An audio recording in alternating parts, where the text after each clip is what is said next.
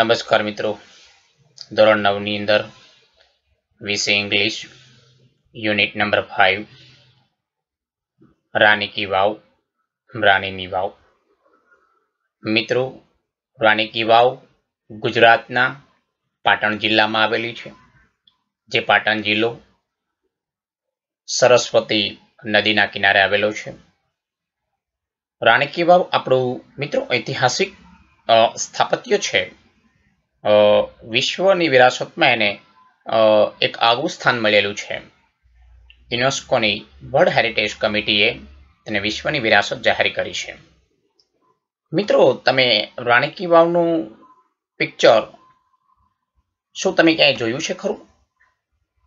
શું તમને ક્યાંય એવો વિચાર આવ્યો છે કે આપણે 2 દિવસે 5 દિવસે અથવા દરરોજ ક્યાંક ને ક્યાંક રાણી કી વાવનું ચિત્ર જાણતા અજાણતા આપણે જોઈએ છીએ?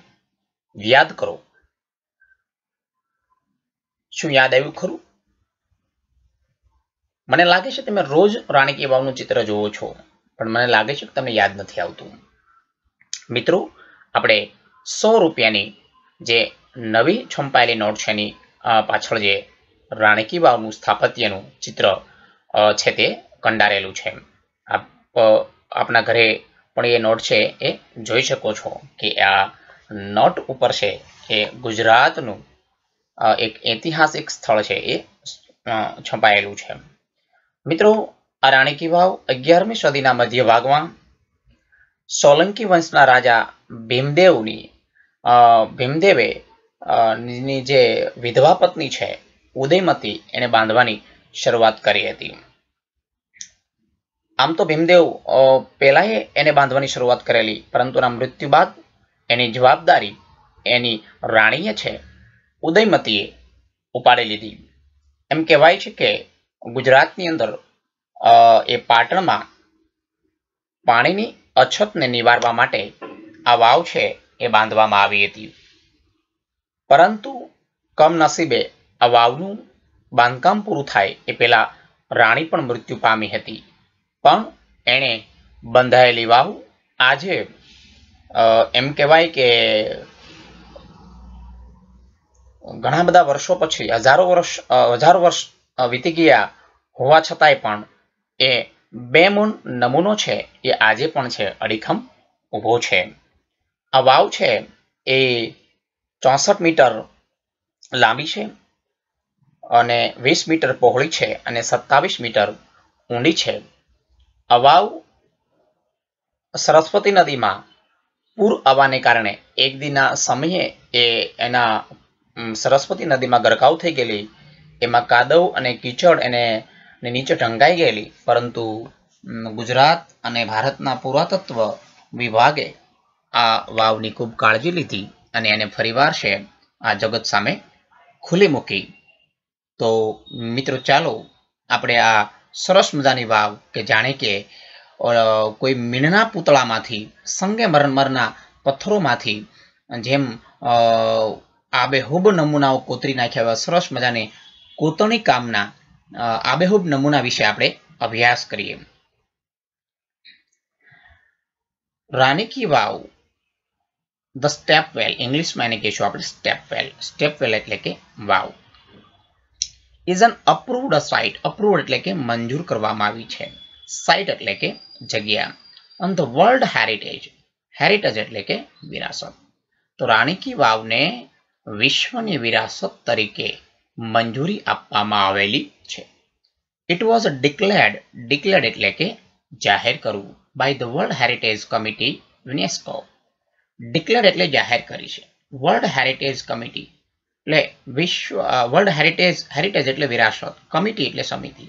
વર્લ્ડ હેરિટેજ સમિતિ દ્વારા એને યુનેસ્કોની વર્લ્ડ હેરિટેજ સમિતિ દ્વારા એને વિશ્વની વિરાસત જાહેર કરવામાં આવી છે. UNESCO has recognized this masterpiece as an exceptional example of water management system. UNESCO has recognized એટલે કે માન્યતા આપી. this masterpiece એટલે આ માસ્ટરપીસ એટલે કે કલાત્મક નમૂનો, કલાત્મક બાંધકામ, કલાત્મક સ્થાપત્યને આ કલાત્મક સ્થાપત્યને માન્યતા આપવામાં આવી છે. એજ એટલે કે તરીકે. એક્સપ્રેશનલ એક્ઝામ્પલ, એક્સપ્રેશનલ એટલે કે અસાધારણ, એક્ઝામ્પલ એટલે ઉદાહરણ. Water management system, water management system એટલે કે પાણીની જળ વ્યવસ્થાપન સિસ્ટમ એટલે કે એક વ્યવસ્થા, અને મેનેજમેન્ટ એટલે સંચાલન. જળ વ્યવસ્થાપનના અસાધારણ ઉદાહરણ તરીકે આ કલાત્મક નમૂનાને, કલાત્મક બાંધકામને માન્યતા આપવામાં આવી છે. કોણે? યુનેસ્કોએ આ જળ વ્યવસ્થાપનના નમૂનાને અસાધારણ ઉદાહરણ તરીકે આ કલાત્મક નમૂનાને, કલાત્મક બાંધકામને માન્યતા આપેલી છે. It is a wonderful sample, wonderful એટલે કે અદ્ભુત, સેમ્પલ એટલે કે નમૂનો છે. ટેકનોલોજીકલ ડેવલપમેન્ટ, ટેકનોલોજીકલ એટલે કે તંત્રજ્ઞાન, અને ડેવલપમેન્ટ એટલે કે વિકાસ, તંત્રજ્ઞાનના વિકાસનો અદ્ભુત નમૂનો છે. ફોર યુટિલાઇઝિંગ ગ્રાઉન્ડ વોટર, યુટિલાઇઝિંગ એટલે કે ઉપયોગમાં લેવું, યુટિલાઇઝિંગ એટલે શું થશે? ઉપયોગમાં લેવું. ગ્રાઉન્ડ વોટર એટલે કે ભૂગર્ભ જળ, અને રિચર્સ એટલે કે સંગ્રહ અથવા તો સ્ત્રોત. In a single structure, structure એટલે કે બાંધકામ. શું કહે છે? અહીંથી ભાષાંતર કરવાનું છે કે એક જ બાંધકામમાં આ ગ્રાઉન્ડ વોટર એટલે કે ભૂગર્ભ, ગ્રાઉન્ડ વોટર રિચર્સ એટલે કે ભૂગર્ભ જળના સ્ત્રોતને, ફરી એકવાર, એક જ બાંધકામમાં આ ભૂગર્ભ જળના સ્ત્રોતને યુટિલાઇઝિંગ એટલે ઉપયોગમાં લેવાનું, ટેકનોલોજીકલ ડેવલપમેન્ટ એટલે તંત્રજ્ઞાનના વિકાસનું, વન્ડરફુલ સેમ્પલ એટલે અદ્ભુત ઉદાહરણ છે. એક જ બાંધકામમાં આ ભૂગર્ભ જળને, આ સ્ત્રોતને, રિચર્સ એટલે સ્ત્રોતને, યુટિલાઇઝિંગ એટલે ઉપયોગમાં લેવાનું, આ ટેકનોલોજીકલ તંત્રજ્ઞાનના વિકાસનું અદ્ભુત સેમ્પલ એટલે આ નમૂનો છે. It is also a unique illustration architect of breaking large species into the smaller volume with presentation. શું કહે છે? It is unique, unique એટલે કે અજોડ, illustration એટલે કે ઉદાહરણ છે, આર્ટિક્ટ એટલે કલાત્મક રીતે રજૂ કરેલું, breaking a large space, breaking large space એટલે કે વિશાળ જગ્યાને, ઇન્ટુ સ્મોલર વોલ્યુમ, બરોબર છે, સ્મોલર વોલ્યુમ એટલે કે નાના નાના ભાગ પાડવા, લાર્જ સ્પેસ એટલે કે વિશાળ જગ્યા, અને વોલ્યુમ એટલે કે ભાગ પાડવા, વિથ પ્રેઝન્ટેશન એટલે કે રજૂઆત છે. એટલે કે વિશાળ જગ્યાને નાના નાના ભાગમાં વહેંચીને રજૂઆત કરવાનું આ કલાત્મક અજોડ, યુનિક એટલે કે અજોડ, અને ઇલેસ્ટ્રેશન એટલે ઉદાહરણ, એક અજોડ ઉદાહરણ છે. વિશાળ જગ્યાને નાના નાના ભાગમાં વહેંચીને કલાત્મક રીતે રજૂ કરવાનું આ એક અજોડ ઉદાહરણ છે. તો સરસ રીતે એને રજૂઆત છે તે કરેલી છે. Rani ki Vav has a great appeal, appeal એટલે કે આકર્ષણનું કેન્દ્ર છે, અપીલ એટલે કે આકર્ષણનું કેન્દ્ર છે. ટુ એવરી ઓબ્ઝર્વર, ઓબ્ઝર્વર એટલે કે જોનાર. આજે રાણી કી વાવ છે મિત્રો, એ દરેક જોનાર માટે આકર્ષણનું કેન્દ્ર છે. તો સરસ મજાનું ટેકનોલોજીકલ ડેવલપમેન્ટ, જે તંત્રજ્ઞાનનો જે વિકાસ થયો છે એને એક જ સ્ટ્રક્ચર એટલે બાંધકામમાં કેવી રીતે ઉપયોગ લીધું છે એનું એક સરસ મજાનું ઉદાહરણ છે. બીજું કે વિશાળ જગ્યાને નાના નાના ભાગમાં વહેંચીને એક જ એમ કહેવાય કે સ્ટ્રક્ચરમાં ઉપયોગમાં લેવાનું પણ એક કલાત્મક અજોડ ઉદાહરણ છે. દરેક જોનાર માટે આ વાવ છે એ એમ કહેવાય કે આકર્ષણનું કેન્દ્ર બની ગઈ છે. Queen Udayamati, the widow of the queen Bhimdev first constructed this vow between the 1022 and 1063 AD. AD એટલે કે એનો ડોમિની.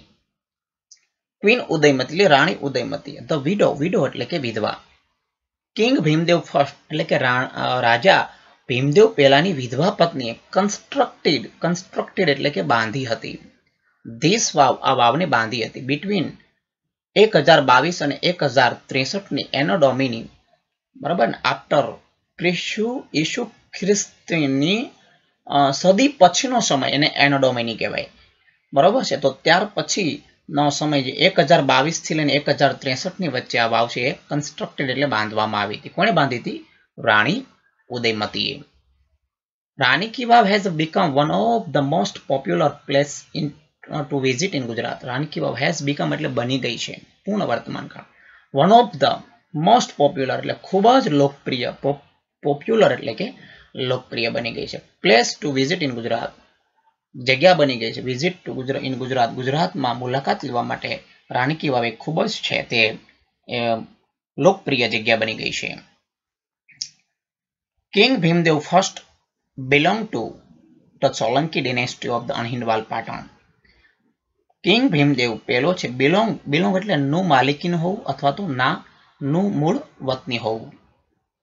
તો કિંગ ભીમદેવ પહેલો છે, બિલોંગ ટુ એટલે નો મૂળ વતની હતો તો નો મૂળ તે ઓરિજિન ધરાવતો હતો ટુ સોલંકી ડિનેસ્ટી, ડિનેસ્ટી એટલે કે રાજવંશ, એ સોલંકી રાજવંશનો રાજા હતો. અણહિલવાડ પાટણ એટલે કે અણહિલવાડ પાટણનો સોલંકી વંશનો રાજા હતો.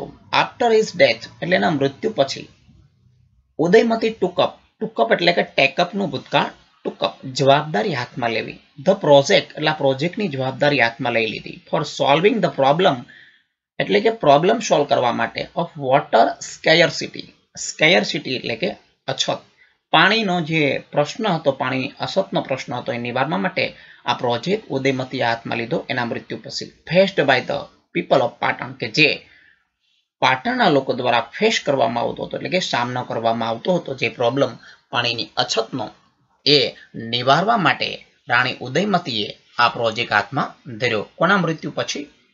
રાજા ભીમદેવ પહેલાના મૃત્યુ પછી. અનફોર્ચ્યુનેટલી, અનફોર્ચ્યુનેટલી એટલે કે કમનસીબે, ધ ક્વીન ઓલ્સો ડાઇડ, રાણી પણ મૃત્યુ પામી. Before the completion of the structure, structure એટલે કે બાંધકામ, આ બાંધકામ છે એ પૂરું થાય એ પેલા રાણી પણ કમનસીબે છે તે મૃત્યુ પામી. મિત્રો રાણીનું છે બરાબર ને, આ બાંધકામ પૂરું થાય એ પહેલા એ પણ છે તે મૃત્યુ પામી. In the world of architecture, architecture એટલે કે બાંધકામ અથવા તો સ્થાપત્ય, હર બ્યુટીફુલ આઈડિયાઝ, એના સુંદર મજાના વિચારને રિસીવ્ડ એટલે કે મળ્યા. ઇમેન્સ એપ્રિસિએશન, ઇમેન્સ એટલે કે ઢગલાબંધ અને એપ્રિસિએશન એટલે કે વખાણ, પ્રશંસા. આ બાંધકામની અથવા સ્થાપત્યની, આ કલાત્મક સ્થાપત્યની દુનિયામાં એના સુંદર મજાના વિચારને ઢગલાબંધ વખાણ થયા, પ્રશંસા થઈ. તો આ સુંદર મજાનું કામ છે રાણી ઉદયમતીએ હાથ ધર્યું. ક્વીન સ્ટેપવેલ ઓર રાણી કી વાવ એટલે કે ક્વીન સ્ટેપવેલ અથવા તો Rani ki Vav is a 7 storeyed structure. Storeyed એટલે કે માળ, 7 માળનું બંધારણ છે, બાંધકામ છે. રાણીની વાવ છે સ્ટોરેડ એટલે કે માળ, 7 માળનું બાંધકામ છે. ધીસ ઈસ્ટ ફેસિંગ, ઈસ્ટ એટલે કે પૂર્વ અને ફેસ એટલે કે મુખ, તો એનું પૂર્વાભિમુખ છે સ્ટેપવેલનું, ઇઝ 64 મીટર લોંગ, 64 મીટર લાંબુ છે. 20 મીટર એટલે 20 મીટર્સ વાઇડ, 20 મીટર પહોળું છે. એન્ડ 27 મીટર ડીપ, ડીપ એટલે કે ઊંડું છે. તો 64 મીટર એ પૂર્વાભિમુખમાંથી લાંબી છે, 20 મીટર એ પહોળી છે અને 27 મીટર તે ઊંડી છે.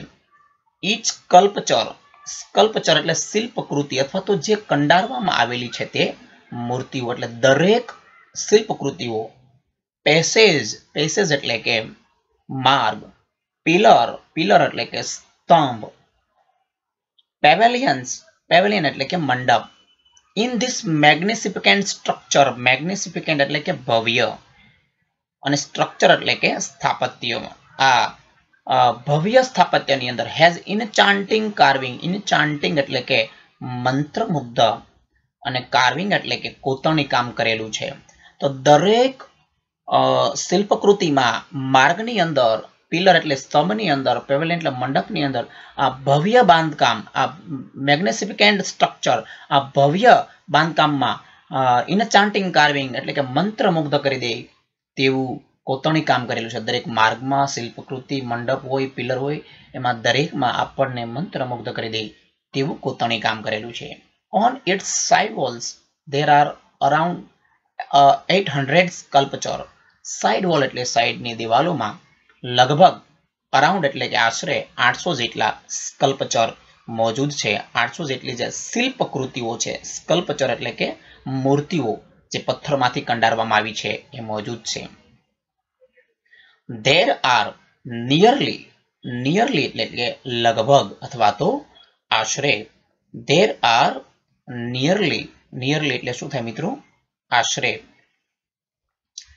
400 big sculpture, 400 જેટલા મોટા સ્કલ્પચર. સ્કલ્પચર એટલે કે શિલ્પકૃતિઓ અથવા તો મૂર્તિઓ of different god and goddess in the wow at present. At present એટલે હાલમાં.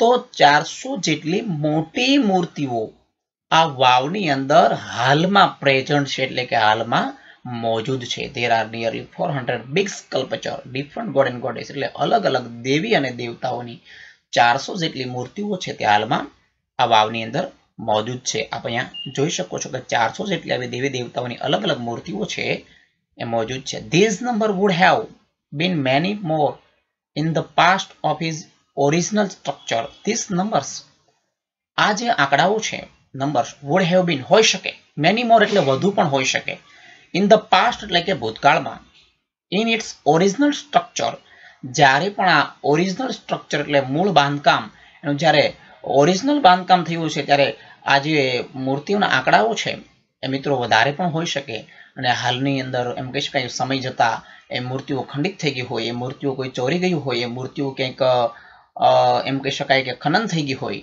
એના કારણે આંકડાઓ છે એ ભૂતકાળમાં વધુ પણ હોઈ શકે. અત્યારે 400 જેટલી બિગ સ્કલ્પચર મોજૂદ છે. Each story has narrow corridor.